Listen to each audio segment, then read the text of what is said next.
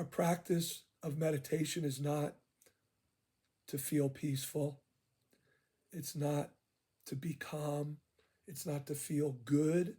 It's not to avoid feeling bad.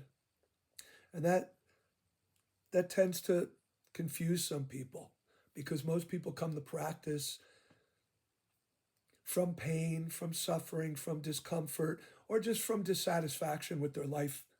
And that doesn't mean their life is bad. It just means that there's, just like the Buddha had this very opulent, amazing life. Everything a human being could ever want, he had.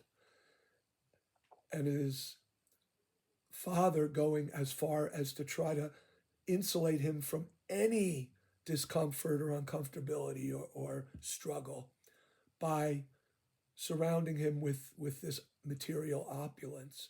Now, you don't have to believe that story. We don't have to believe all the stories as true. But we can find teachings in utilizing them as metaphors.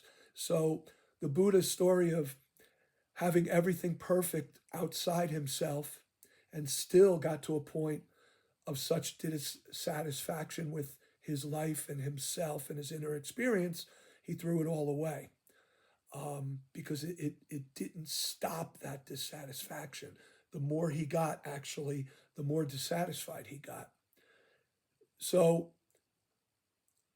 as a metaphor, that story, for me at least, rings true in our lives. We kind of live in a first world opulence, surrounded by many comforts.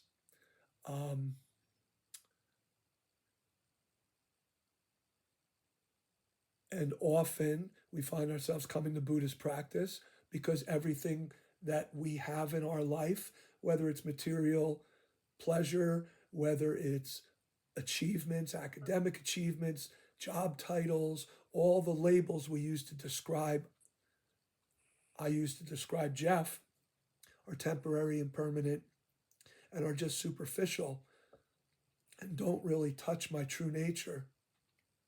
In fact, they keep me from realizing my true nature.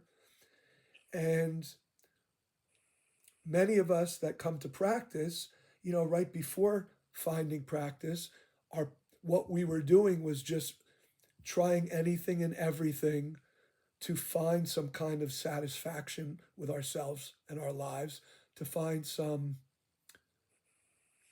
sense of purpose or something that's rewarding, to bring contentment or fulfillment. And we find that everything we try pretty much fails. I mean, it could be a little bit successful for a short term, but for the most part, we end up right back to where we were, which is feeling like there's something more, like this is not all that there is, or that is even what is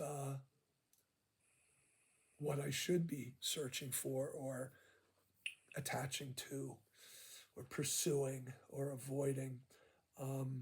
So a lot of people are shocked when they come to Buddhism and they think, okay, I'm going to make my life great. I'm going to make everything better. I'm going to get rid of this discomfort and this dissatisfaction. I'm going to get rid of all this negativity I've been carrying.